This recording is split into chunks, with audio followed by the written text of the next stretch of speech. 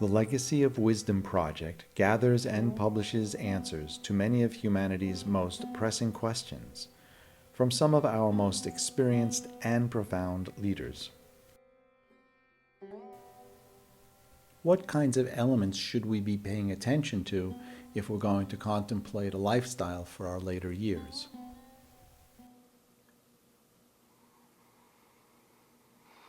First off, I don't think that people actually do that. I think that what happens is people have the elements already in place.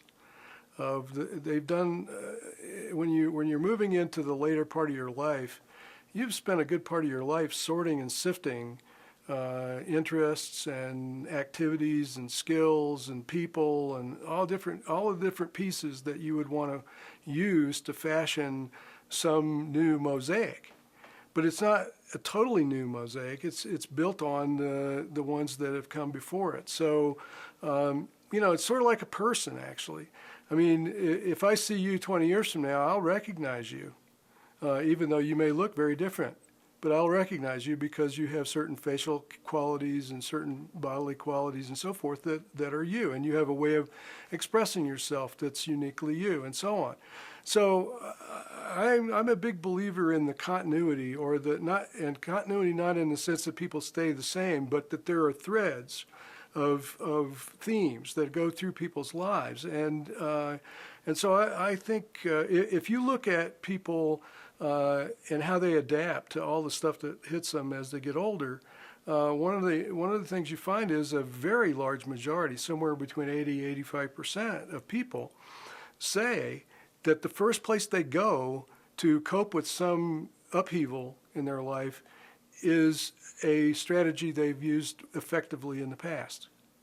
So people don't have an empty quiver when it comes to trying to cope with whatever life is throwing them.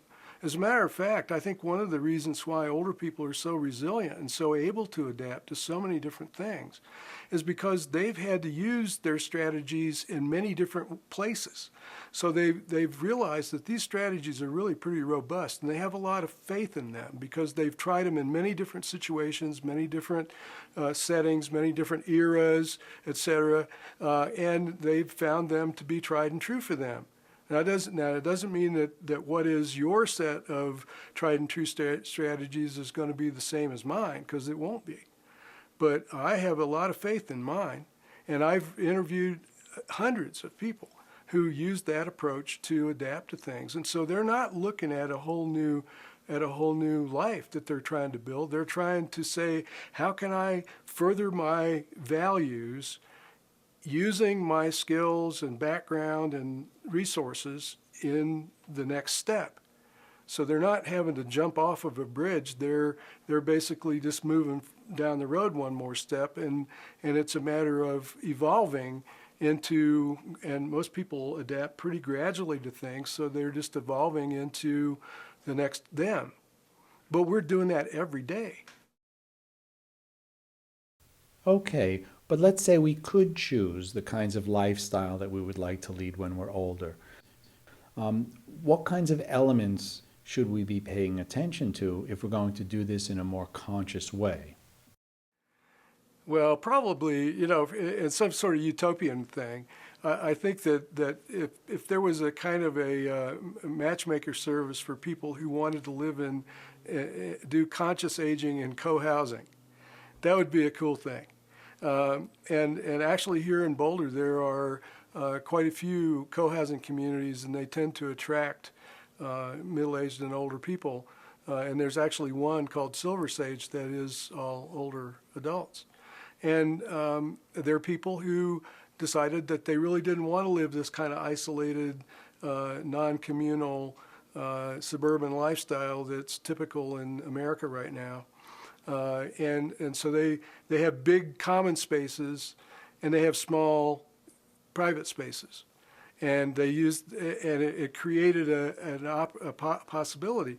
And it's not without its issues. When people move there, they've got to figure out how to create a community out of people who haven't known each other really that much before. They've got a lot of things to do, but actually that can be really exciting. And the people who are drawn to that kind of thing are the kinds of people who are really up for the challenge. And the people who aren't up for the challenge don't do it. So, that's another kind of lesson, and that is that people are going to go wherever they see themselves drawn. And so what that says to me is that we have no idea what it's going to look like 10, 20 years from now. It's going to look however people create it. And human beings are nothing if not really creative.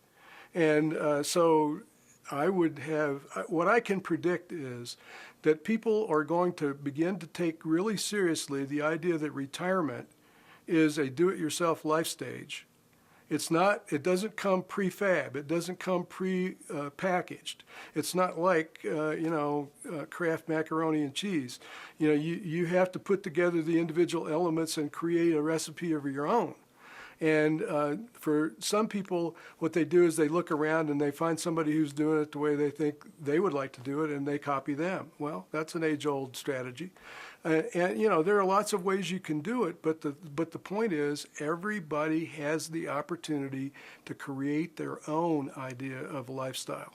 Well, this gets back to the original part of the first question related to this.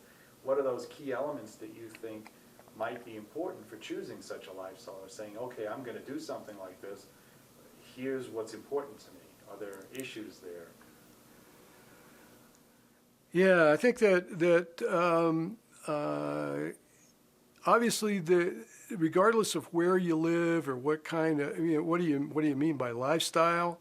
All of these things are up for grabs, I think, in terms of how to actually define it. But if you think about lifestyle involving what kind of things are you going to do? What kind of people are you going to do them with? What kind of education do you need in order to do them and feel good about that? How much money is it going to take, et cetera, et cetera. I used to do retirement planning workshops years and years ago until I found out that the people who came to take them didn't need them, at which point I stopped doing it. But one of the questions I would ask the people, I'd say, okay, number a sheet of paper from 1 to 25. Okay, now write down 25 things you really like to do. So people would write down their 25 things, and then they would just keep going. And they would go down and then turn the page over and start on the back. And the average number of things that people would write down that they really like to do was about 40. And I only had, in the 6 years I did that, I only had one person who wrote down one thing and had to stop.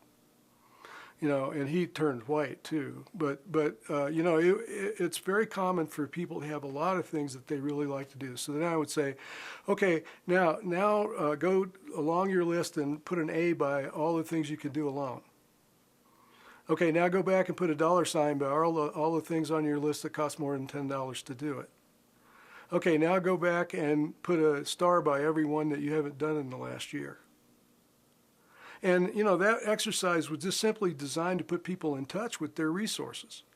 And it was almost always successful. I mean, people loved that thing because that exercise was an affirming thing, because it gave them a sense of that this isn't an unknown thing that they're going to do, that they already know what they like to do and who they like to do it with and how much it costs and all of those things. They actually knew that, and they could use that information to fashion a lifestyle.